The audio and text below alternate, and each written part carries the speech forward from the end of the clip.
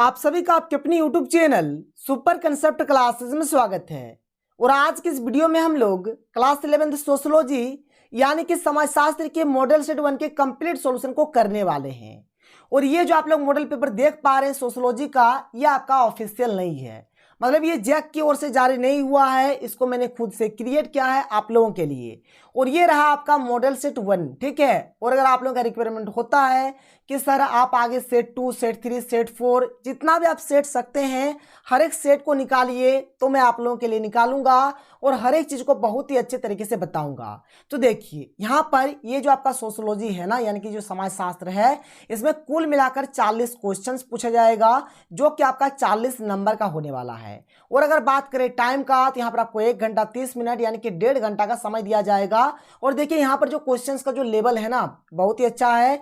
जिस प्रकार से आपका टर्म 1 में जो पूछा जाने वाला जो क्वेश्चंस है, बिल्कुल उसी प्रकार का यहाँ पर आपको क्वेश्चन मिलने वाला है।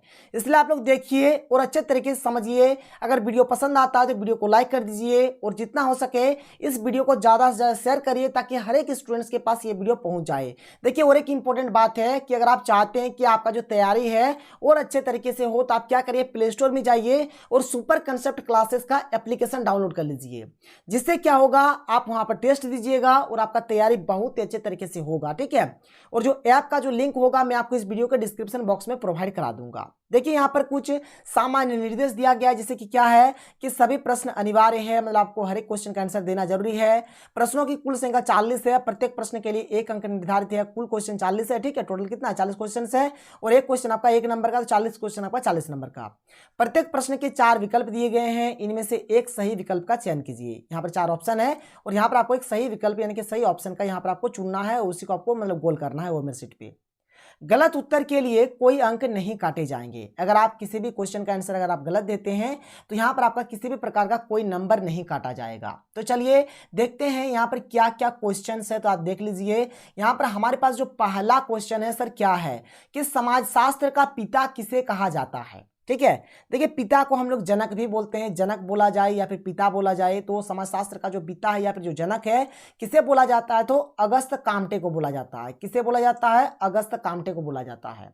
देखिए हमारे पास जो क्वेश्चन नंबर 2 क्या है कि अगस्त काम्टे किस राष्ट्र के हैं, तो ये है आपके फ्रांस के। और आप याद रखिएगा ये जो आपका समाजशास्त्र है ना, ये जो आपका समाजशास्त्र है, समाजशास्त्र का जो पहले जो अध्ययन स्टार्ट हुआ था, कहाँ हुआ था, यूरोप में हुआ था। कहाँ हुआ था, यूरोप में हुआ था, यानी कि यूरोप के फ्रांस में हुआ था सबसे पहले, ठीक है। और देखिए यहां पर कब हुआ था, आपको इस चीज को भी याद रखना है, तो 1838 में हुआ था। कब हुआ था, 1838 में हुआ था। धीरे धीरे ये जो समाजशास्त्र है ये फैलते गया और भारत में जो इसका अध्ययन हुआ था कब हुआ था, ठीक है। और यहाँ पर कहाँ हुआ था, दोनों इंपॉर्टेंट है। तो देखिए पहला बात कहाँ हुआ था, तो बंबई विश्वविद्यालय में हुआ था। कहाँ हुआ था, बंबई विश्वविद्यालय में हुआ था, याद रखिएगा, ठीक है। बंबई विश्वविद्यालय में हुआ था। और कब हुआ था, इसको आपको क्या करना है, कमेंट सेक्शन पे इसका आपको आंसर देना है कि जो समाजशास्त्र का जो अध्ययन भारत में हुआ था कब हुआ था, इसका आंसर आपको कमेंट सेक्शन पे कमेंट करके आपको खुद देना है। लेकिन इतना याद रखिएगा जो भारत में जो समाजशास्त्र का जो अध्ययन स्टार्टिंग हुआ था कहाँ हुआ था, तो बंबई विश्वविद्यालय में हुआ था। और यहाँ पर जो क्वेश्चन नंबर 1 है और 2 है बहुत ही इंपॉर्टेंट है, आप कर लीजिएगा, ठीक है। चलिए आगे बढ़ते हैं, आगे का क्वेश्चन देखते हैं कि आगे का क्वेश्चन यहाँ पर हमारे पास क्या क्या है। तो देखिए जो क्वेश्चन नंबर 3 है, क्या है कि समाजशास्त्र की स्थापना किस वर्ष हुई। मैंने आपको बताया कब हुआ था, तो 1838 में। कहाँ हुआ था, तो यूरोप में हुआ था, याद रखिएगा, और फ्रांस में, ठीक है। आप यूरोप याद रखिए ना, फ्रांस नहीं याद रखना। फ्रांस एक्चुअल में क्या है, अगस्त काम्टे कहाँ से संबंधित थे, तो फ्रांस से संबंधित थे। तो बस यही आपका है कि समाजशास्त्र कहाँ से संबंधित है, अगर देश का बात किया जाएगा तो फ्रांस, और ऐसे में बोला जाएगा तो आपका यूरोप हो जाएगा। क्लियर है। चलिए आगे बढ़ते हैं। आगे देखिए आपका जो आगे का जो क्वेश्चन है देख लीजिए, क्वेश्चन नंबर 4 यहाँ पर क्या है आपके पास। क्वेश्चन नंबर 4 देखिए बहुत ही अच्छा क्वेश्चन है कि अगस्त काम्टे का जन्म किस वर्ष हुआ था। जो अगस्त काम्टे है इनका जन्म कब हुआ था, तो ये याद रखिएगा 1798 में। कब, तो 1798। 4 का जो सही आंसर हो जाएगा ऑप्शन नंबर बी इसका सही आंसर हो जाएगा। क्वेश्चन नंबर 5 क्या है कि समाजशास्त्र का जनक किसे माना जाता है। जनक बोलिए, पिता बोलिए, अगस्त काम्टे इसका आंसर हो जाएगा, ठीक है। अगस्त काम्टे इसका सही आंसर हो जाएगा। 5 का क्या हो जाएगा, ए इसका सही आंसर हो जाएगा। चलिए सर आगे बढ़ते हैं। आगे देखिए अगला क्वेश्चन क्या है, क्वेश्चन नंबर 6 आप देख लीजिए यहाँ पे क्या है। क्वेश्चन नंबर 6 देखिए यहाँ पर, क्वेश्चन नंबर 6 है कि समाजशास्त्र, यहाँ पर क्वेश्चन नंबर 6 क्या है कि समाजशास्त्र अध्ययन का प्रारंभ कहाँ हुआ, ठीक है, तो आपको बताना है कहाँ हुआ है, तो यूरोप में हुआ है। ठीक है, यूरोप में हुआ है, याद रखिएगा। समाजशास्त्र किस भाषा का शब्द है? ये जो समाजशास्त्र है ना, ये किस भाषा का शब्द है आपको बताना है। तो ये जो आपका समाजशास्त्र है ना, ये आपका लैटिन भाषा और ग्रीक भाषा दोनों का मतलब मिश्रित है। ठीक है, मतलब ये दोनों मतलब मिला जुला है। समाजशास्त्र जो है ना आपका, ये लैटिन भाषा और ग्रीक भाषा दोनों भाषा का शब्द है। और याद रखिएगा, ग्रीक भाषा को ही हम लोग यूनानी भाषा भी बोलते हैं। ग्रीक भाषा को क्या बोला जाता है? यूनानी भाषा बोला जाता है। आप ऐसे बोल सकते हैं कि लैटिन भाषा और ग्रीक भाषा का मतलब ये, इसमें क्या है, ये जो समाजशास्त्र किस भाषा का शब्द है, तो लैटिन भाषा और ग्रीक भाषा का बोलिए, या फिर लैटिन भाषा या फिर यूनानी भाषा बोल सकते हैं। ये ग्रीक भाषा के जगह पे आप क्या बोल सकते हैं? यूनानी बोल सकते हैं। मतलब लैटिन भाषा और ग्रीक भाषा बोलिए, या फिर लैटिन भाषा और यूनानी भाषा बोलिए, जो भी बोलिएगा सही है, गलत नहीं है। आगे बढ़ते हैं, अगला क्वेश्चन देखते हैं। क्वेश्चन नंबर 8 क्या है? तो देखिए क्वेश्चन नंबर 8 क्या है, जो कि अभी मैंने आपको बताया। क्या बताया सर? देख लीजिए आप अच्छे तरीके से कि सर्वप्रथम भारत के किस विश्वविद्यालय में समाजशास्त्र का आयोजन शुरू हुआ? आयोजन नहीं होगा, यहाँ पर अध्ययन होगा। ठीक है, क्या हो जाएगा? अध्ययन हो जाएगा। ठीक है, अध्ययन शुरू हुआ तो कहाँ हुआ था? तो सबसे पहले हुआ था आपका बंबई विश्वविद्यालय में। कहाँ हुआ था? बंबई विश्वविद्यालय में हुआ था, याद रखिएगा। 8 का सही आंसर हो जाएगा ऑप्शन नंबर सी। चलिए आगे बढ़ते हैं, आगे के क्वेश्चंस को देख लेते हैं। यहाँ पर आपका अगला क्वेश्चन क्या है? क्वेश्चन नंबर 9 जो है आपका, यहाँ पर क्वेश्चन नंबर 9 आपके पास क्या है, देख लीजिए। क्वेश्चन नंबर 9 देख लेते हैं। तो क्वेश्चन नंबर 9 जो है हमारे पास क्या है, देखिए कि अगस्ट काम्टे ने समाजशास्त्र का नाम सर्वप्रथम क्या रखा? देखिए अभी जो आप समाजशास्त्र पढ़ रहे हैं, इसका पहले नाम कुछ अलग था। क्या था? तो पहले जो इसका नाम था, क्या नाम था? सामाजिक भौतिकी। क्या नाम था? पहले सामाजिक भौतिकी नाम था, फिर बाद में इसका नाम बदलकर समाजशास्त्र रखा गया। देखिए अगला क्वेश्चन क्या है, क्वेश्चन नंबर 10 कि सामाजिक भौतिकी को समाजशास्त्र का नाम किसने दिया?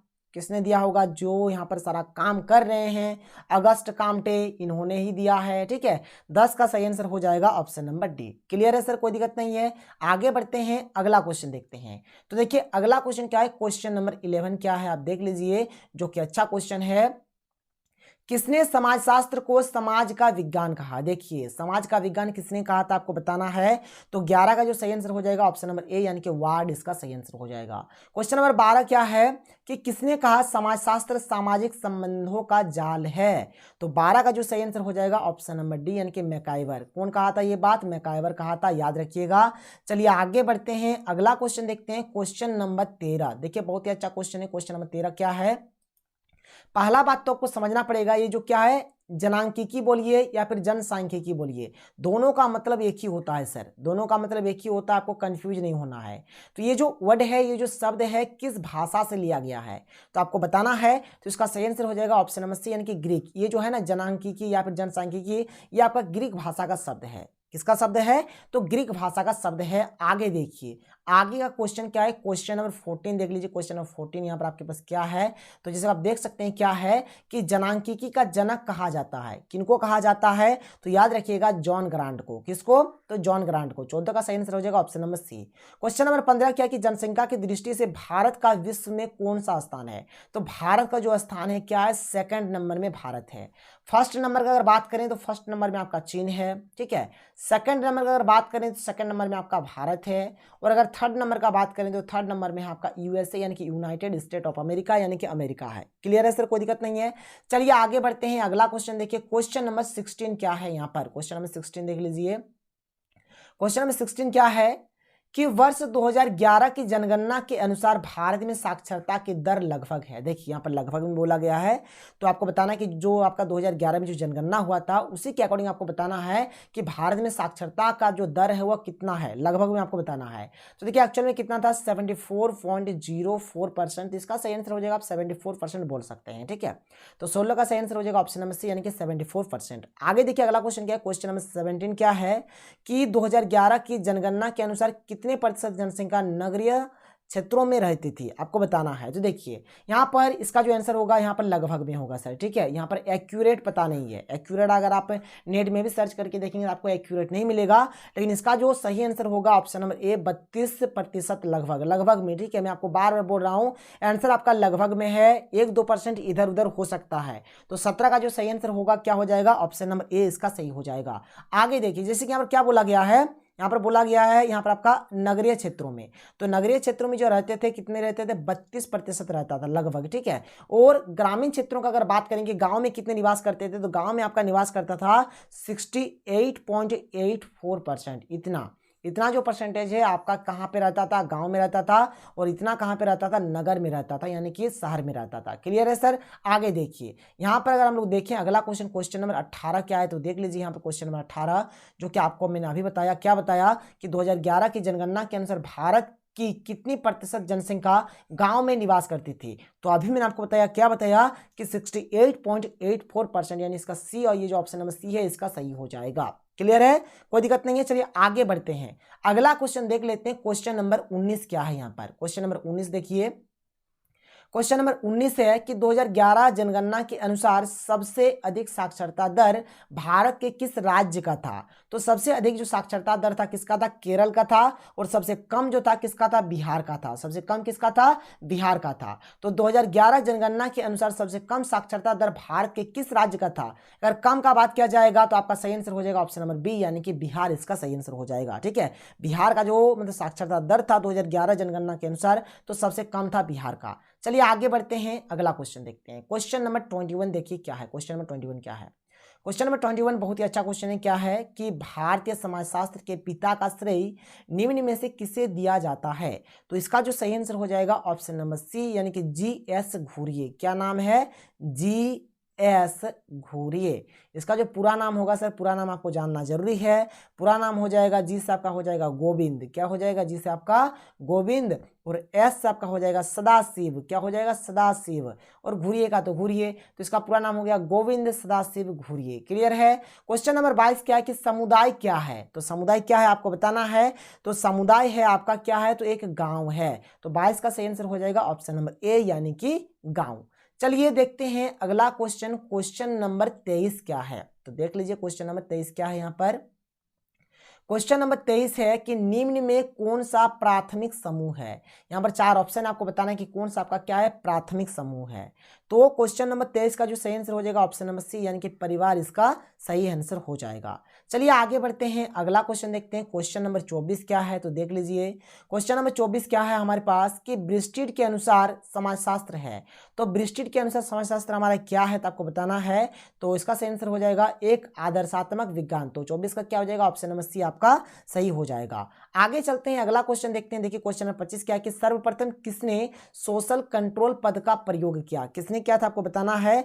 तो 25 का आपका सही आंसर हो जाएगा ऑप्शन नंबर बी, यानी कि रॉस। ठीक है, क्या हो जाएगा, रॉस जो है ना, ये रॉस इस प्रकार से, तो ये आपका सही आंसर हो जाएगा रॉस। क्लियर है। आगे देखिए अगला क्वेश्चन अब हम लोग देखने वाले हैं, क्वेश्चन नंबर 26। ठीक है, तो चलिए चलते हैं क्वेश्चन नंबर 26 की ओर। तो देखिए क्वेश्चन नंबर 26 आपका यहाँ पर क्या है। क्वेश्चन नंबर 26 क्या है, देखिए कि निम्न में से किस देश में पूंजीवादी अर्थव्यवस्था है। तो यहाँ पर अगर ऑप्शन के अकॉर्डिंग बात किया जाए तो यहाँ पर इंग्लैंड में आपका क्या है, पूंजीवादी अर्थव्यवस्था है। तो 26 का सही आंसर हो जाएगा ऑप्शन नंबर ए हो जाएगा। ठीक है। क्वेश्चन नंबर 27 क्या है कि भारतीय अर्थव्यवस्था है। तो भारतीय अर्थव्यवस्था एक मिश्रित अर्थव्यवस्था है। क्या है, भारतीय अर्थव्यवस्था जो है ये आपका एक मिश्रित अर्थव्यवस्था है। चलिए आगे बढ़ते हैं, अगला क्वेश्चन देख लेते हैं। क्वेश्चन नंबर 28 क्या है हमारे पास, देखिए क्वेश्चन नंबर 28 क्या है। तो क्वेश्चन नंबर 28 क्या है कि बाजार किस प्रकार की संस्था है, तो आपको बताना है। तो बाजार हमारा क्या है, एक आर्थिक संस्था है। कैसा है, आर्थिक। तो 28 का आंसर हो जाएगा ऑप्शन नंबर बी। आगे देखिए क्वेश्चन नंबर 29 क्या है कि भारतीय अर्थव्यवस्था के कितने प्रकार है। तो देखिए भारतीय अर्थव्यवस्था का जो प्रकार यहाँ पर जो किताब में दिया गया है, SBPD वाला जो बुक में दिया गया है, कितना दिया गया है अगर आप देखेंगे तो दिया गया है ऑप्शन नंबर सी, यानी कि 3। ठीक है, 3 अर्थव्यवस्था के प्रकार है। भारतीय अर्थव्यवस्था के कितने प्रकार है, तो 3 है जो कि बुक में दिया गया है। चलिए आगे बढ़ते हैं, आगे देखिए अगला क्वेश्चन क्या होने वाला है आपका। क्वेश्चन नंबर 30 आपका क्या है, देख लीजिए। क्वेश्चन नंबर 30 है कि परिवार की विशेषता है। तो परिवार की विशेषता कैसी होती है सर। तो परिवार की विशेषता आपका सार्वभौमिकता भी होता है, सीमित आकार का होता है, भावनात्मक होता है, कि इनमें से सभी इसका सही आंसर हो जाएगा। 30 का क्या होगा, 30 का डी इसका सही हो जाएगा। आगे देखिए क्वेश्चन नंबर 31 क्या है कि विभाग के प्रकार होते हैं। तो विभाग का जो प्रकार होता है कुल मिलाकर 8 प्रकार का विभाग होता है। ठीक है, तो इसका सही आंसर हो जाएगा इनमें से कोई नहीं। ठीक है, इनमें से कोई नहीं, इसका सही आंसर हो जाएगा विभाग का जो प्रकार है, कितने प्रकार के विभाग होते हैं, तो 8 प्रकार के विभाग होते हैं। आगे देखिए अगला क्वेश्चन क्या है। क्वेश्चन क्वेश्चन नंबर 32 देख लीजिए क्या है। क्वेश्चन नंबर 32 यहाँ पर देख लेते हैं। तो क्वेश्चन नंबर 32 है कि परिवार सामाजिक नियंत्रण की कैसी संस्था है। ठीक है, तो यहाँ आपको बताना है। तो 32 का जो आपका सही आंसर हो जाएगा ऑप्शन नंबर ए यानी कि सार्वभौमिक इसका सही आंसर हो जाएगा। आगे चलते हैं, क्वेश्चन नंबर 33 देख लेते हैं। देखिए क्वेश्चन नंबर 33 क्या है यहाँ पर। क्वेश्चन नंबर 33 देखिए क्या है। क्वेश्चन नंबर 33 है कि संस्कृति के कितने प्रकार होते हैं। तो संस्कृति के आपके दो प्रकार के होते हैं। ठीक है, एक होता है आपका भौतिक संस्कृति, एक क्या होता है भौतिक संस्कृति, और एक होता है आपका अभौतिक संस्कृति। एक हो जाता है आपका अभौतिक संस्कृति। ठीक है, एक होता है भौतिक संस्कृति, एक होता है अभौतिक संस्कृति, यानी कि संस्कृति के दो प्रकार होते हैं, भौतिक संस्कृति और अभौतिक संस्कृति। क्लियर हो गया। आगे देखिए क्वेश्चन नंबर 34 क्या है कि संस्कृति का संबंध किससे है। तो भौतिक से भी है और अभौतिक से भी है। तो 34 का सही आंसर हो जाएगा ऑप्शन नंबर सी इसका सही हो जाएगा, यानी कि भौतिक और अभौतिक दोनों से। क्लियर है, 34 का सही होगा ऑप्शन नंबर सी इसका सही हो जाएगा। क्लियर है सर, आगे बढ़े। चलिए आगे देखते हैं, अगला क्वेश्चन देख लेते हैं। क्वेश्चन नंबर 35 क्या है। तो देखिए क्वेश्चन नंबर 35 यहाँ पर आपका क्या है। क्वेश्चन नंबर 35 है आपका कि किसने संस्कृति को दो भागों में बांटा। किसने बांटा था। तो इसका सही आंसर हो जाएगा अकबर। ठीक है, 35 का ऑप्शन नंबर ए इसका सही हो जाएगा, अकबर इसका सही हो जाएगा। क्वेश्चन नंबर 36 क्या है कि किसने कहा कि संस्कृति पर्यावरण का मानव निर्मित भाग है। ठीक है, तो 36 का जो आपका सही आंसर हो जाएगा ऑप्शन नंबर ए यानी कि हार्स्कोविट्ज इसका सही आंसर हो जाएगा। 36 का ए इसका सही आंसर हो जाएगा। चलिए आगे देख लेते हैं, मात्र 4 क्वेश्चन बचा हुआ है और मैंने आपको हर एक क्वेश्चन का आंसर बता दिया। क्वेश्चन नंबर 37 देख लीजिए क्या है यहाँ पर कि सामाजिकरण का सबसे शक्तिशाली साधन क्या है। तो 37 का सही आंसर हो जाएगा आपका ऑप्शन नंबर बी यानी कि परिवार इसका सही आंसर हो जाएगा। चलिए आगे बढ़ते हैं, अगला क्वेश्चन देखते हैं। क्वेश्चन नंबर 38 क्या है यहाँ पर। ठीक है, वो ज़्यादा क्वेश्चन है नहीं। तो क्वेश्चन नंबर 38 देख लीजिए क्या है कि समाजीकरण के कितने स्तर होते हैं।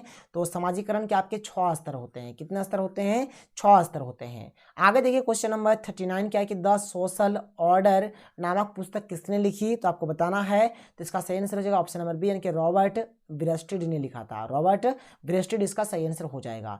चलिए देख लेते हैं लास्ट क्वेश्चन। क्वेश्चन नंबर 40 क्या है यहाँ पर हमारे पास, जो कि हमारा लास्ट क्वेश्चन है। देख लीजिए क्वेश्चन नंबर 40 क्या है यानी कि 40 क्या है कि आत्मा का दर्पणवाद की अवधारणा किसने दी। तो इसका आपका सही आंसर हो जाएगा, क्या हो जाएगा ऑप्शन नंबर बी यानी कि C.H. कूले। क्या हो जाएगा, C.H. कूले इसका सही आंसर हो जाएगा। क्लियर है, तो यहां पर मैंने आपको कुल मिलाकर 40 क्वेश्चंस का आंसर बता दिया।